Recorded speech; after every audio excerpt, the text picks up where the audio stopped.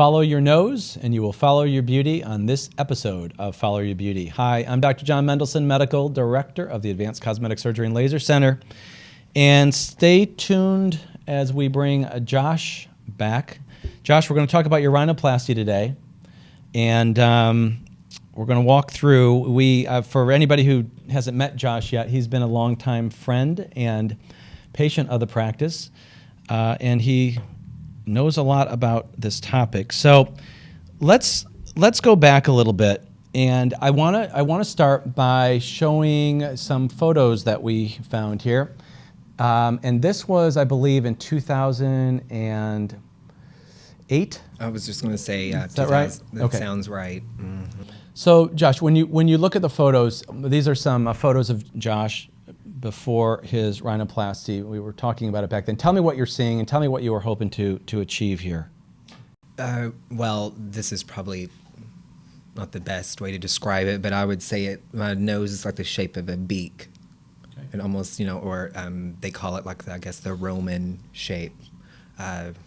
So I didn't like the curve in my nose. I wanted a straight, flat nose. I wanted that little hump, the hump that I would say most people don't like. And looking at me straight on in photographs growing up, I looked great. But whenever somebody would snap a picture of me and they would get that side profile, I felt so ugly. I was like, that's not the way I want to look. So when did you first not like your nose, I guess, or want to change it, I should say?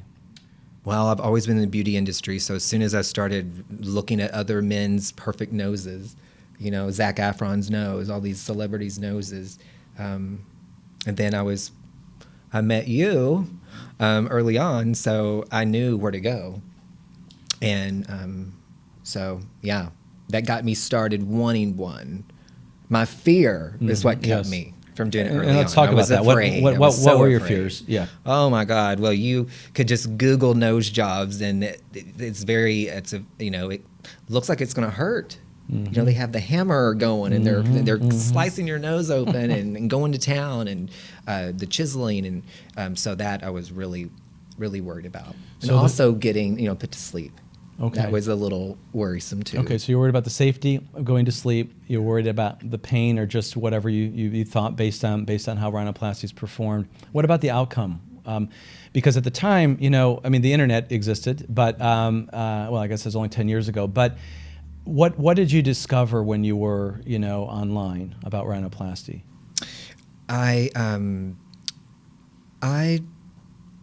After reading about it, it was. Early on, I was worried because of all of the packing, they would call it. So I think it was the having to go back to the doctor after you have the surgery to have the packing removed. All of the comments were that was so painful, And so that was another reason why I did not do it, because I didn't want to get packed. Online people would say there's feet of packing. They just keep packing and packing and packing. 6 feet. It used to be 6 feet on each side, so 12 feet total. I cannot believe that. So there you go. Yeah, a lot of packing. So what Josh is referring to is back in the day, we used to place 6 feet, 72 inches by ½ inch gauze at the completion of the procedure, packed in the nose. And yes, the nose can handle that. Sure, that's not a problem when you're asleep, unaware, but a couple days later when the packing comes out, it's gross, it's filled with mucus, it smells, it bleeds, people pass out. So, when we do talks or seminars, and I'll say, okay, who here wants to admit they've had a rhinoplasty? A few hands go up. And I'll say, what can tell me about it? Oh, that's all they talk about. They really don't recall anything else except for that packing. So just so you know, and I know you know this, but I haven't put packing in a nose since about 1997. So I think you were probably 3 years old then or something. So, so we don't use packing anymore, and that is a big deal. I just want to say with this episode, this is going to run a little bit longer. We've got a lot to get through, and my goal is for anybody who is thinking about this, anybody who has questions about it, hopefully by the end of this episode, you're going to know what you need to know. You'll be able to analyze your own nose. You'll understand even some things that need to be done for your nose, and it'll get you started in the right area. I was going to break this up, but so anyway, I appreciate you listening or watching this, and we're going to go through the surgery as well in a few minutes. But what I want to do first is, and I think that this is probably the best way to do this, and Josh, you may remember some of this, but I do want to say that there's a big difference today how we conduct the whole process, okay? Now, there were a few things. A, we've changed things over time, how we do it. And B, we already had a relationship established. So there was some trust there. And we would talk a little bit, you know, maybe not each time, but over the years about goals. And so you had time to just, you know, digest things a little bit. So the internet is a great resource. I think it's great. Our rhinoplasty patients are probably some of the best educated patients anywhere because they have a lot of resources. And it's not just because you're looking at botched rhinoplasty. It's because there's a lot of good stuff out there too. So patients come in, they understand a lot of this terminology, and sometimes they don't. But it's our job when we see patients to make sure that we're communicating effectively. This is true for everything, but it's particularly or especially true in rhinoplasty. It's the difference between a good outcome and a great outcome. And it used to be, and you probably did this honestly, just remove the bump, whatever, you know, I trust you, go ahead, okay. And that's fine, and things worked out, and generally they do. But sometimes it's the nuances or the assumptions that patients make that make a difference in terms of not being happy with things. Also, because of the high level of fear with these things, because you see so many botched rhinoplasties, is we have difficulty sometimes getting patients to communicate with us what their real need is. I know this isn't your example, but I'm going to use you as an example. Let's just say, you were female and you had this bump on your nose. One of our big questions is, okay, I understand you don't like the bump. We can remove the bump, but do you want that dorsum to be slightly concave? Oh, right away, people, you know, they worry, they freak out because, you know, they think about this and the old rhinoplasty. So it takes a little bit of trust and communication to get through. So what I want to start with is just naming some of the anatomy, okay? And the reason for this is important is because that way we're all speaking the same language when we talk about rhinoplasty, and there's no confusion. When you say you want to slope a certain way, well, what does that mean? So I'm going to go through this. It's really some basic stuff here. So I'm going to try to use my nose here. So this is the dorsum. This is called the columella, okay? This is called the philtrum, and I'll go through some, and this is called the alar rim, but those aren't terribly important for what we're talking about. So I did this ahead of time, and I want to walk through this. It's not a great drawing, but it's me just sketching on the iPad what some of these structures look like with regards to to the anatomy. And rather than me talking there, I'm going to show you here. So it's a great drawing. These are called lower lateral cartilages, and those are where your nostrils are. And you can see where your skin would be. So if you put your finger on the tip of your nose, or that dot is, you're going to feel the right and the left lower lateral cartilage. Okay, so that's, yeah, right. So that's some important stuff. Yours might feel a little more stiff. We'll talk about that in a minute. But we've got a right and a left side. These little maneuvers that you see here, commonly, these are common maneuvers. They aren't always used, but they commonly are. This is called the cephalic trim. Cephalic just means towards the head. Trim means we're removing it. So just removing a little bit of it. These are some things where we can refine the tip. Okay, we can help set the projection and rotation of the tip. We do that commonly by borrowing a piece of the nasal septum. If you put your finger inside your nose and you feel that rubbery thing, that's our nasal septum. And people have a deviated septum. A lot of times we'll fix the functional part of that, but we'll borrow that and we'll recycle that part by placing it between the right and the left lower lateral cartilage there. And now this becomes a strut. It becomes what we call a columella strut. I told you before, that's the location of it. And we'll take a little suture and we'll sort of zip up, we'll stabilize that. And that columella strut acts to support the nose. It acts to help, again, deliver some of the appropriate projection or deprojection and rotation. Okay, so these are very common maneuvers, both of which we performed when we did your rhinoplasty. So you can see here where we can draw the tip together. Sometimes patients have a bulbous tip or a wide tip. Josh, that wasn't a complaint of yours at all. But one of the important things about this is, I've got longer hair than you do, but let's say a woman or even me wearing a ponytail. If we pull our hair back, okay, something looks different about our face even though we haven't changed our face, okay? And most women and men who have long hair might know that if they wear their hair back. The same thing here. If we're reducing a bump on the nose, now all of a sudden something might look different, okay? Even though we really haven't changed it. So our job is to make sure, not that we're trying to do more, we don't want to do more, we just want to fix things appropriately one time and have you live happily ever after. Yes. Does that make sense? Yes. So a few basic things here about rhinoplasty. As you recall, we perform this under IV sedation. That means you come in, we start an IV, you're breathing on your own, you're not intubated. There's an oral airway, I'll explain that in a minute, but you're not intubated. There's not a machine breathing for you. You're not paralyzed. Sometimes you get a little bit light during the anesthesia. I just say, give them more, okay?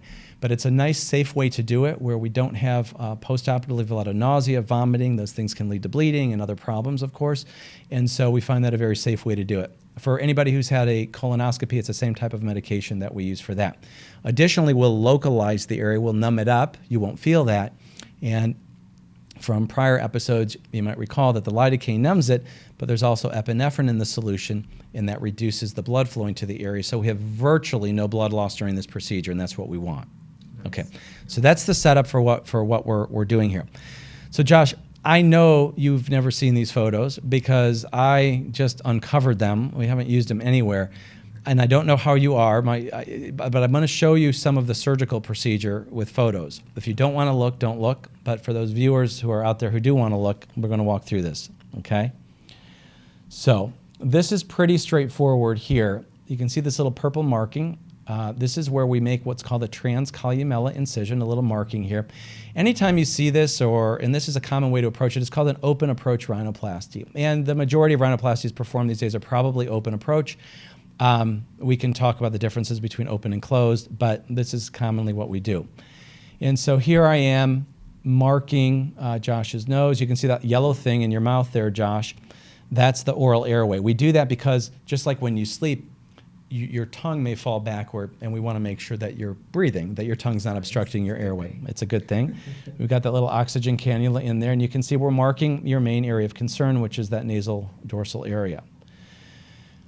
As we move into the inside of the nose here, there's a marking. We don't always mark it. I'm doing this just for these purposes. This is called a marginal incision, and it's placed right along the lowest part of that cartilage, that lower lateral cartilage, and we'll plan to make an incision there. So here we are making the incision, and you can see we're going to come right along. It's basically where the hair inside the nose stops. It's right along that edge, and that's where we make our incision. Then we'll dissect. We're just going to elevate over this area, and voila. You've probably never seen that before. That's what those lower lateral cartilages look like. Okay, so we're retracting that skin, and we're looking in what we call an anatomic position. What that means is this is the way your nose is. We're not pulling it or bending it. We're just looking at what's going on. Some of the things that you alluded to earlier, this is a little nasal rasp. So just like a little nail file, we may take down the top portion of the bump. The top portion is bone. The lower portion is actually sculpted. It's cartilage. Okay, so the rasp won't work. So we actually sort of sculpt that area. So the top part we're using the rasp on. And then I'm just showing here that these lower lateral cartilages, generally we want to make sure that we leave 7 millimeters behind. That's what people talk about, and that's the general. We want to leave enough structure behind. However, that cephalic trim, though, will be made, the skin hook here isn't meant to be a pointer, but that's right at the area for the tissue that we would actually be removing. Okay, removing some of that so that we can reduce that. This is a small piece of cartilage we took from your nasal septum that we fashioned, and then we're going to dissect and place between the right and the left lower lateral cartilage, this graft. It's called the columella strut, remember that. And then we're going to suture it into place. We're going to kind of check things out. And at this stage, what I want to say is this really differs a lot. So I just want to go back to something in the overall process. So you meet with me. Well, here, let me go through the whole process. You come in for a consultation. You don't know me. We talk about it. You're all excited. You want to sign up. Guess what? We don't usually allow you to sign up right then. What we do is there's a little bit of homework and there's a little bit more communication. You just showed me some things before we got started here with Snapchat or Facetune or whatever you were showing me. I don't know, but they were filters. And so a lot of patients will come in with their filters and they'll play with their nose. And that's a good tool. That's a great tool to say this is kind of what I'm interested in. Okay. There's an app called Facetune. Not that we promote Facetune, but rhinoplasty patients brought it to me. It's a wonderful way to manipulate your own profile, to move things around. It really makes you think. You've got to be very thoughtful about what you're doing. Do I really want that? Is that too much? And then, so in our second meeting, we'll also do some computer imaging. So we'll go through that, and it's a tool to communicate. It's not, here's your result. Right. Okay? It's a direction that we're headed, and that's very important. But as we do this, in another episode, we had a guest who was worried about her friend having eyelid surgery. And what we talked about was encouraging those significant others to come in for the consultation or at any point so that they're part of it, so they're involved, okay, so that they understand what to expect. All right, so that's important to kind of set things up, set the right expectations. The next thing is, let's say somebody you decide to schedule. We'll schedule a preoperative consultation. You'll meet with one of our nurses, and we'll further review medical history, that sort of thing. But more importantly, you'll also review the same sorts of things with her. Okay, and the significance is at this point in the operation, once we've gone through the first hour, hour and a half, usually it takes between an hour and a half and 2.5 hours. But once we've done 90% of the work, we'll go back. I hand everybody a Q-tip, okay? And they'll start pointing out the flaws or where we need to do more, okay? Our anesthetist gets involved now, our scrub tech, our nurse. So we're really trying to bring everybody together. And it's not about their views about how your nose should look. It's about how you desire your nose to look. So collectively, we do a better job of not leaving the operating room until we're all satisfied. Okay, and it's a big, big difference in terms of how we used to do things. If you look at your next photo here, which we took at some point, you can still see on your dorsum a little bit of a bump there. So we're just kind of stabilizing, the nose, and we're just kind of taking photos. So we'll go back and we'll then trim, some additional cartilage. That white vertical cartilage there in the middle that you see is your nasal septum. Okay, this is another part this is probably the most common question. Doc, do you need to break my nose? Well, I phrase it differently. I say we're making a cut in the bone, but yes, this instrument that I have in my hand here is called an osteotome. And what we're doing, again, if we take the bridge of your nose down, I'm going to try to do this and maybe I'll try to do this the best I can. Our nose is roughly triangular in shape. If you take the bump down, we flatten the top, now it's more of a trapezoid, okay? If we left you like that, then that's what we call an open roof deformity. So we make the little cuts in the bone so that we can bring the nasal bones back down to reconstitute a nice triangular shape. Does that make sense? So that's why we are making a cut in the bone in osteotomy, breaking the nose, okay? It doesn't add any more time in terms of recovery. We don't use any packing. It's not always done, but I would say probably 75% of the time it is. Okay. Okay? And then, that's what you were talking about right there. So that's called a mallet, and somebody. Yes, I see it. Cindy was our nurse at the time. She's helping us out here, and then we'll meticulously go ahead and close the incisions on the table. This is kind of what we're seeing. There's already some swelling there. Do you put like a salve on my eyes? Yes, we do. So good point. So you'll see in the next photo here. Yes, we do. We do that to protect your eyes during the procedure so they don't dry out, because you may not be blinking as much, and we don't want to cause problems. Yep, so that's what you're seeing. This is what we call aquaplast. It's a little tiny piece of plastic that when we put in hot water, it's very malleable. And then we go ahead and we'll tape your nose. We'll put the aquaplast over it, this little piece here, to stabilize from the osteotomy that we just performed. And we'll put some tape over that. And we'll put little tiny pieces. It's called Surgicel, but we just put a little bit something right under your nose there, just in case there's any bleeding overnight. We don't want it to crust at all, so we put some ointment. It's really just to hold the ointment in that area, but that's not packing. It's a little tiny piece of gauze. Okay, so I don't know if you've approached your prior rhinoplasty like that before. I have. This is my first. Okay, yeah. So you seem to do pretty. It's pretty fascinating. It's good stuff. I need some of these pictures. Yeah, we have I think we have like 213 photos or something that was taken at the time. I don't know. You probably remember Whitney. She's the one who took the photos, and I uncovered them. Okay, so let's take a look at this. This is how. Well, actually, before we go there, tell me how it was, if you can recall, that night and throughout the week in terms of the recovery. I remember it. I remember every part of my surgery, with the exception of me being put out. I just followed directions. So I remember you have to sleep elevated. That's important. So you need the blood to flow correctly. That minimizes your swelling. And do not get your face wet. You can't get the splint wet. Right. And let me share with you why. What we don't want is we don't want the water or any moisture sitting underneath that splint. Your skin may break down and we could end up with some problems. So we do like to keep that dry. If it does get wet, let me just say we advise patients take a hair dryer on cool and just to cool it off, but that is important. So thank you for sharing that. Yeah. So I just followed, I was extremely careful with not getting my face wet and sleeping correctly. And it was insane. I had like no under eye bruising.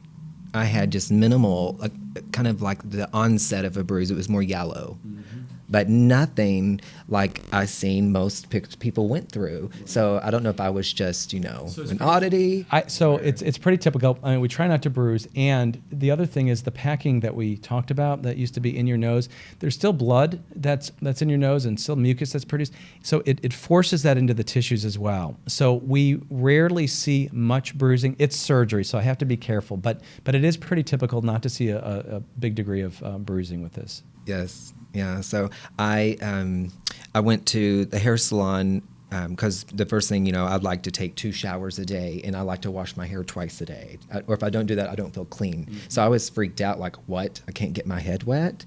But I did go to a hair salon, and they washed my hair carefully for me. So, Every day?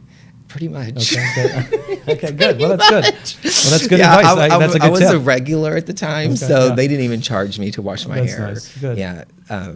Yeah. So I think that I didn't feel any of it.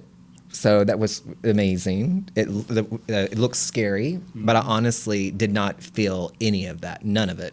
Did you take any pain medication afterward? Oh yeah. Okay. Oh yeah. That's the best part. Okay, yes. Yeah. You're still taking it, aren't you? Yeah, and I'm still. Yeah. Okay. I think that what you need to do is make sure when you leave here, you're still out of it. You're a driver. You don't know what's really going on, and so your pain medication is still there, but it will start to linger and go away. So you need to make sure that you have somebody with you that can remind you, here, take your Percocet or whatever to help. And I had that. So I really did not have any pain, just a little discomfort, or more of an annoyance having this thing on your face for a few days. Were you able to, did you get out at all? Did you, besides the salon? Gosh. Yeah. Oh, yeah.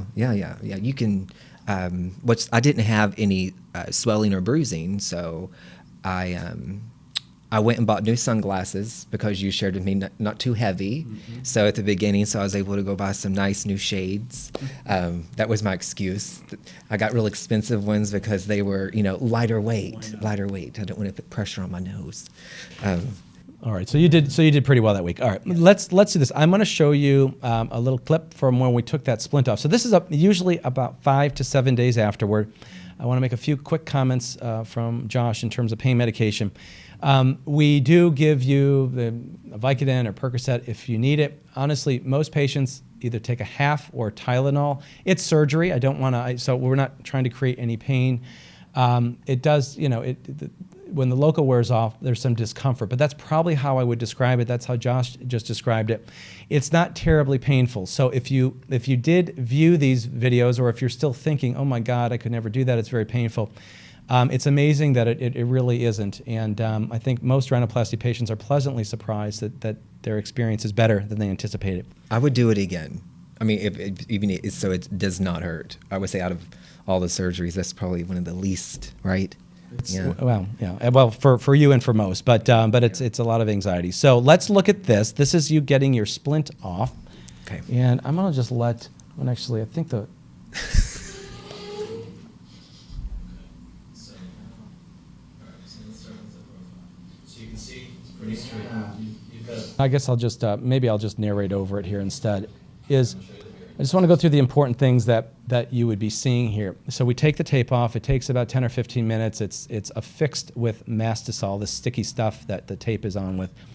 We'll take it off. So what you're seeing, Josh, with your nose, I don't know if you remember this, but what I'm showing you is where the splint was. So you can see a little depressed area. And we always point this out because you can see where the swelling is in the tip.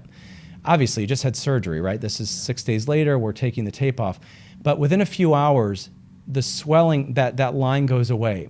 And so for individuals who, one of their primary reasons is to address the tip of the nose, we want to point out that they have swelling, okay? Because if you were concerned about your tip, now you might feel that your tip is actually larger, it's wider. Oh my gosh, right, what's going on? So of course we go over all these things beforehand.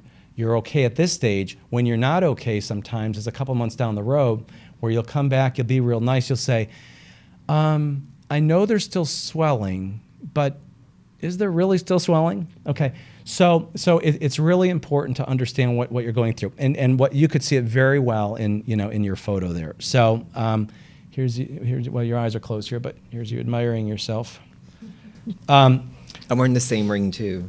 Like we got some 10 years consistency later, going on. There I'm you wearing go. the same jewelry. You like it? You like it? Is it the same shirt? I don't know. Anyway, so. So I appreciate you being patient with this. I know I know this is a little bit longer here, but do you have any advice for patients that might be seeking some changes in their nose? Definitely check, your plastic surgeon out. Make sure that they're board certified. Like you're board certified like 150 times, I believe. And you've written books, and so you want to go to someone who has an amazing reputation. And then I recommend getting, speaking to people that have gone to that surgeon. So getting direct feedback from, possibly, if you can, their patients. Have you spoken to people who were interested in their nose but who didn't decide to do anything? And if so, what were the reasons that they give you? I would say 100% of the time it's the pain. They're afraid. They're just afraid, and they think that I'm crazy that I say it doesn't hurt because they see these pictures and they see what it looks like, and how can that not hurt? But I just say, you take a gamble, take a chance. It's worth it, and yeah. Well, I've known you for a long time. I've never known you not to have self-confidence. But I'm curious. Looking back, I don't think I've ever asked you this. What has the rhinoplasty, if anything, done for you in terms of looking in the mirror and doing your thing? Well, I would say rhinoplasty. You can't look at me before and after and say I don't look any different. I mean, definitely my side profile, I think I look more handsome. I look more, I just look better. I mean, look at that. What the heck? I mean, come on. That's insane. Yeah. That is insane. So, I mean, I'll look like two different people. So you're right. Rhinoplasty, it can change the way you look, but I would say it changes you for the better if you go to someone who knows what they're doing. It makes you look better. Well, good. Well, I'm glad. Yeah, no, you've done very well. Yeah. I mean, and you look great, and you didn't have any problems. I think for rhinoplasty, there's such a psychology, and you mentioned, when you were younger, you looked in the mirror. We see a lot of people who start at a younger age, and it's difficult sometimes growing up, especially these days, especially if somebody's teased about something. Right. So it does have a very profound impact, and so it's really important that things are communicated. Okay, forget all the technical stuff about rhinoplasty, but it's really important that you, as a patient, understand what you desire, and that you communicate that very effectively. There are, unfortunately, patients who we do a lot of revision rhinoplasty as well, and I would say of all areas of the face, this is the most complex one to do well. Not every rhinoplasty turns out perfect. In fact, I'm going to say that another way: no rhinoplasties are ever perfect. There's always something. So we strive for perfection, but we never achieve it. We let patients know that immediately. Everybody nods their head. That's fine. It's just the reality of it, and it's a tricky operation. So this is an area where There are some great rhinoplasty surgeons out there who are not facial plastic surgeons, but I'm going to give a little call to our community of facial plastic surgeons. One of the things that differentiates many rhinoplasty surgeons that are facial plastics is during our training, there are days that we may have performed multiple rhinoplasties in a single day, okay? As primary surgeon, some other types of general plastic surgeons may not have performed 4 or 5 rhinoplasties as general surgeon during their entire training. Okay, so it's kind of like going to a hand specialist. So this is, and I'm not advocating for me, I'm letting patients know that it's really important to make sure that you understand what that surgeon's abilities are. Mm-hmm. Okay, so anyway, with that being said, we're going to turn it over to Julie for what's in and what's out, what's hot and what's not in plastic surgery. Julie?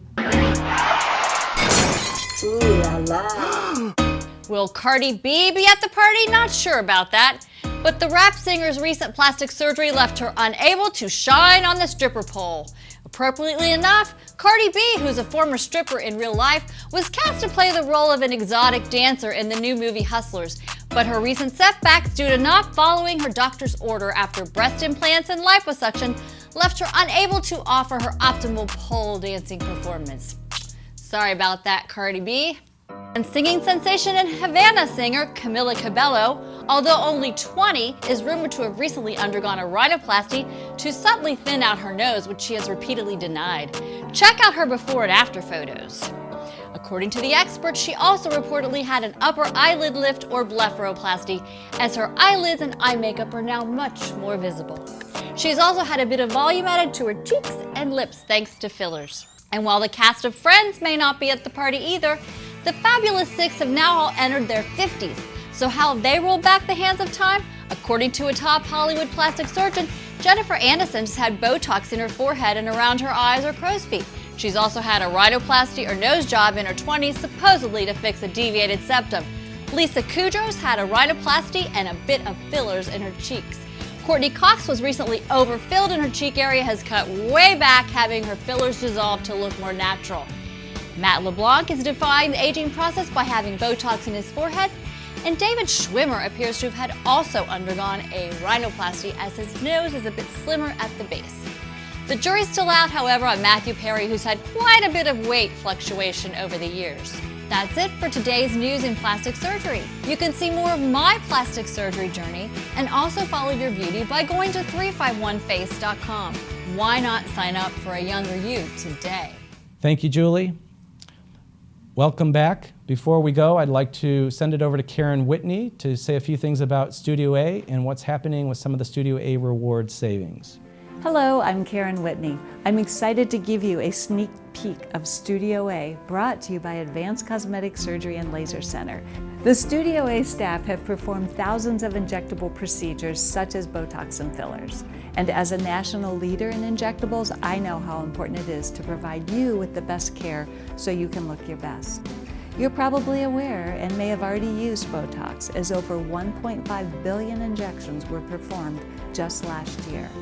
To learn more about Botox and other treatments, just go to 351face.com or call us at 351-3223. That's it for today. Thanks for tuning in. For this and other podcast episodes, please go to 351face.com/followyoubeauty. You can sign up and log in, schedule your complimentary consultation. We're happy to see you for rhinoplasty or anything else. Josh, thank you again. Thank you for sharing your rhinoplasty with everybody. Now everybody knows what the inside of your nose looks like. Thank you. So we hope to have you back again. We hope you tune in again for another episode of Follow Your Beauty live from Studio A, from the Advanced Cosmetic Surgery and Laser Center.